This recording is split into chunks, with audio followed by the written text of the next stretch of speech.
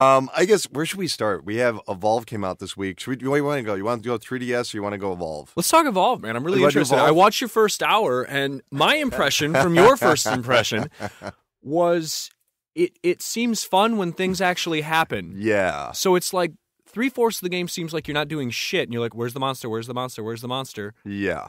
And then when you find it, it's cool for like 10 minutes, and then that process starts over again. So that's pretty accurate. Most matches will only take you roughly 15 minutes max. Evolve, of course, is made by Turtle Rock Studios. They're the developers of the original Left 4 Dead, not Left 4 Dead 2. They left and went to work for 2K to develop this game. And so, if you remember the original Left 4 Dead, you're a team of 4 that's trying to, traverse this dangerous landscape full of zombies and mutants until you can reach a safe room.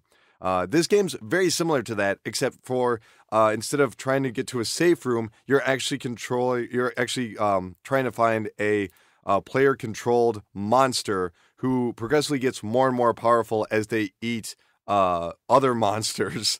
How do we explain this? I suppose it's kind of reminds me a little bit of the film rendition of not the Butterfly Effect, but what was that? What was the name of that movie that was, the guy steps on the butterfly and it changes everything? It's based off that short story. Oh, geez, I don't know. It doesn't matter. Either way, you could play as a number of different characters, all of which have their own items and their own personalities. They're being dropped off on this alien planet to hunt this monster, and they always have little interesting dialogue. Like one of them, no matter how many characters you have, they'll always have something to say, like, "Oh, I like your dog. Where'd you get your dog?" And "Oh, I got him here." "Oh, well, your dog must like hunting." "Yep, my dog likes hunting." Cool. We have a little bit of established background for these characters. Or they'll say, like, "Do you know anything about this planet?" "Oh, sure, yeah, I guess blah, blah, blah, blah." There's even like a point where when you're walking around the planet, they'll say something like, "Wow, there's hardly anyone lives here. How did they build this?" And they go, "Oh, they built it in space and actually transported it." And I was like, "Holy crap." And there's no actual single-player campaign, is there? No. Okay, so it kind of does the thing that Titanfall does, where they give you like those little like emergent storytelling blips in the beginning to kind of give you something to hide the fact that it's just a multiplayer game. And that it's really just one game. It is a game where 4 players hunt a monster and hopefully kill the monster. Now, the monster you can play as, there's 3 different monsters, more if you have the DLC. We'll get into that in a bit. But you're basically walking around, eating other monsters, and avoiding being spotted. Now, there'll be points where, if you get up to, like, level 3, you can actually attack a power generator. And then you can win the game that way, instead of killing all the hunters. But there'll be points where you'll make noise and people can see you. If you move some birds, like birds will flutter, then like a symbol will pop up on their UI saying, "Hey, birds just moved here." Players can also like highlight certain areas and leave a little like dot. And so everyone goes, "Oh, okay, the monster's over here." All the while on this alien planet, though, there are other life forms, like little reptiles, mostly reptiles. Everything's a reptile or a plant that's trying to eat you. And so like a plant will eat you and you can't escape. You need one of your friends to actually shoot you out of there. And everybody's got their own purpose. Like the trapper can leave a dome shield that'll trap the monster in there, which if you have a very bad trapper, that goes to hell. You've got an assault guy. They can have like something like, I don't know, an electric gun, a big electric gun, or they can have missiles that rain down. And if they don't do their job, you're kind of screwed. You got a medic. Oh, I was just saying, if you finish with the character classes, then I'll dive in here. You got like a medic, and then you got like some other guy that kind of shoots shit. I don't know. I can't even remember the name of all of them. What were you gonna say? I was gonna say a couple things that I noticed is just comparing it to Left 4 Dead, and because you can see that Evolve is are you ready for this? The evolution of that game. One of the big things I noticed was there's a lot more like verticality and also like open space in Evolve. Oh, certainly, it seems like. Yes. Almost to the game's detriment, because one of the best things about Left 4 Dead, and again, I can't say for sure because I've only watched Evolve. I haven't played Evolve. Right. Left 4 Dead does a great job of pushing you forward. Right. The levels are pretty linear, and there's a constant push to just move, and do things. Whereas with this, it's like it's just so big and so open, and that kind of leads into the other thing that I noticed, where if the monster is doing particularly well. If you're good at playing the monster, it makes the game incredibly boring. Yeah. Any match that I watched where the guy playing the monster or woman playing the monster was even remotely competent was just boring as shit. Yeah. Because they're hiding, they're evolving, and then maybe there's a little fight at the end. That's it. The only time it's really interesting is when you have someone who doesn't know what they're doing and they play the monster, and then you just have like a huge fight immediately. That is somewhat of a problem, is that there is a progression tree where you unlock more characters and you get better with your items. However, I haven't noticed getting better. Like, it'll say, oh, hey, you've used this electric gun enough that you're better at it. But I don't feel like I'm better at it. It's not like Skyrim where you're like, I am jumping a little higher. You know what I mean? And like you said, the verticality is a very accurate statement because you do have jetpacks. And you can pick perks from every mission when you start off and say, hey, I want to jump higher, or I want to use swap out my weapons faster, or I want to be able to use more of my jetpack. And whenever you kill like random creatures, there's also temporary perks that are laying around. So say, hey, here's more jetpack fuel or whatever. Everything regenerates, though. There's no limited ammo. Everything will regen after a bit, including people. If one of your teammates dies, in 2 minutes, they will come back, which is okay. Yeah. But you're right. There is verticality, and it is more open. And I sort of agree with you in some sense, but I think you're touching on something which is the overall problem with the game, is that it's not that it's open. It's that it is a hide-and-seek game to begin with. And it's really hard to feel any sort of sense of momentum. And I want to break down why Evolve won E3. It's because it's a magic trick. The game is a magic trick. I want to explain this, okay? So Evolve won a bunch of E3 awards. Now, when you sit down with Evolve, it's got lots of booming music, and it's very intense, and you get in there, and 15 minutes later, it's over. You've gone through all these areas. You've watched one of your friends die. You're laying on the ground shooting. Someone is picking you up from the ground saying, come on, soldier. And before you know it, you've won or you've lost by the skin of your teeth. And boy, how exhilarating was that. It is the perfect vertical slice. But that's all it is. There is no more to it. It is just this never-ending vertical slice. And if you go to E3...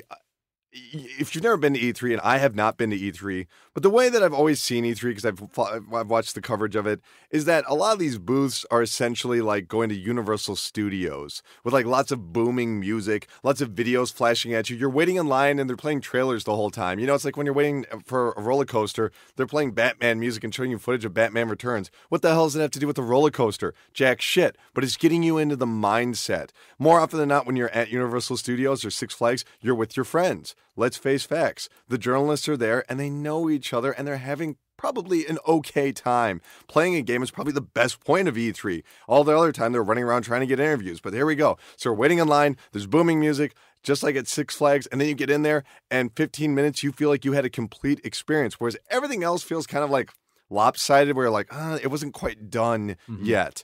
This was already complete and handed right to them. And so if you go to E3, there's no doubt this was the best game at E3. This is actually a game that I wish I could go to Universal Studios or Six Flags and play because it's perfect for that. Just a little dose of it. It's perfect. You'll get so excited. And but really, what the game really is, it's a game out of time. I want to bring up a word that we haven't talked about in a long time, kids. It's called rental. Back in the day, we used to go into these stores and give them $5 so that we could take a game home for the weekend. And the reason we did that is because games were more expensive than they were today. Yeah, they might have been $50, but if you look at inflation, games were dramatically more expensive than they are now. Now, the only way that you can actually rent games anymore is if you go to Redbox, but you're more likely to, score drugs than you are an actual copy of a new next-gen game. And that's what this game is. It's a rental where everything can be experienced. Yeah, you can level up. Yeah, you can get more characters. Yeah, you'll have tons of different experiences, but you're not going to have any purpose outside of those 3 days unless you find 4 other people that are dedicated to playing that game. But let's be real here. Having 4 other people dedicated to the same thing as you is definitely going to expand the lifetime of any hobby, not just video games. It could be model railroads. It doesn't matter. This game is a rental. And really, what's the long-term viability of Evolve? I mean, at best, you get to play it until Evolve 2 comes out in 2 or 3 years, or probably less than that.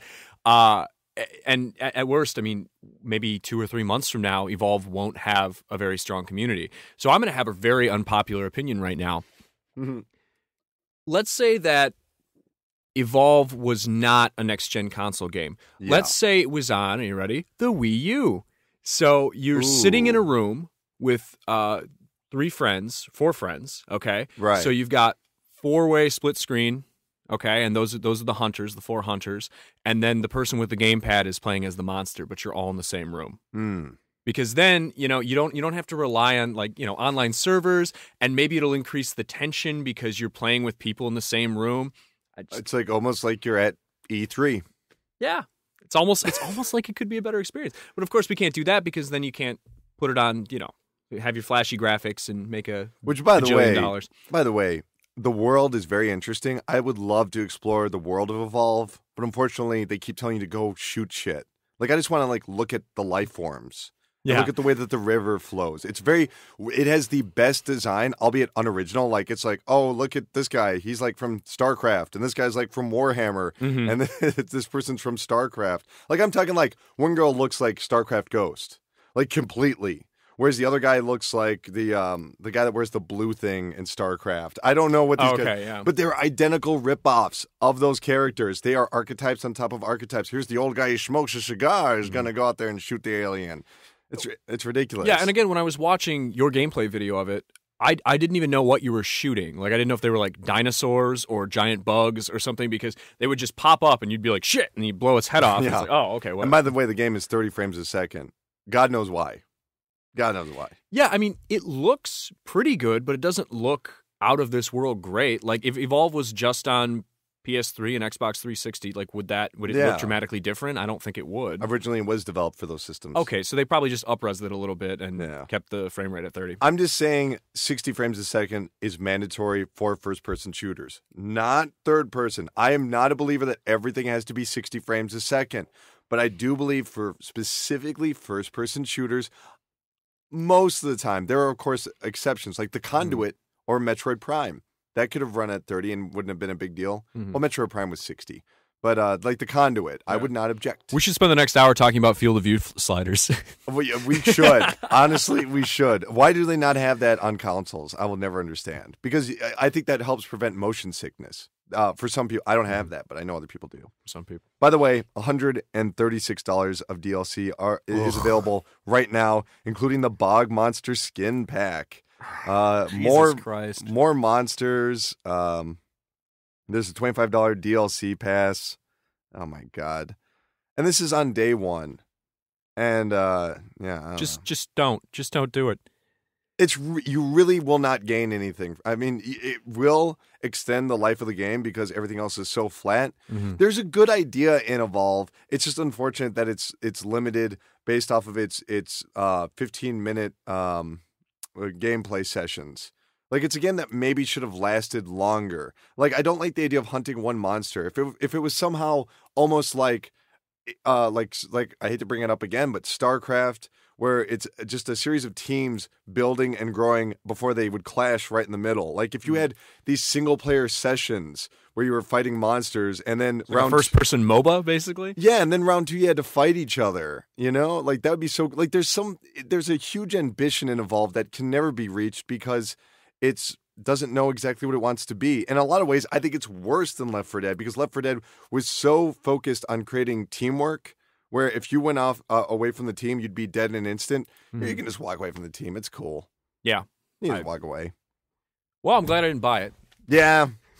Thanks, buddy. As much as I love $60 retail games with another $130 worth of DLC, Have fun with your dumbass indie games that are personal passions, loser. I got to play a blockbuster movie. Seriously, rentals. We need those back. We need those back hardcore. Holy crap. Be nice. It would also help curb a lot of this DLC shit, I think, because I mean, because if the rental market was strong, you couldn't try and like sell your game piecemeal to people because they would get pissed. That's very true. I don't know. Just don't buy DLC unless you absolutely need it. The only time I buy DLC is if I can really, really justify it. Like I bought Payday 2 for like $5 on a Steam sale. Great. And I played probably 15, 20 hours worth of the campaign. I was like, okay, now I'm starting to see these heists are sort of repeating themselves. I've had a full experience with this game. I'm going to buy a couple more heists for like $3, and that's cool. I can justify that. Yeah, I think that's a fantastic game because there is a lot of replayability in those stages alone. You know. Yeah, but don't sell me a $60 product and then make me feel inferior on day one before I played a single fucking minute of it. Have you ever wanted to be on an episode of the Pressure Cast? Well, now it's easier than ever. With the brand new Pressure Line, you can leave a voice or text message to be heard on air. How do you feel about the current state of video games? Who's winning the console war? What games are you excited for? Whatever is on your mind, we want to hear it.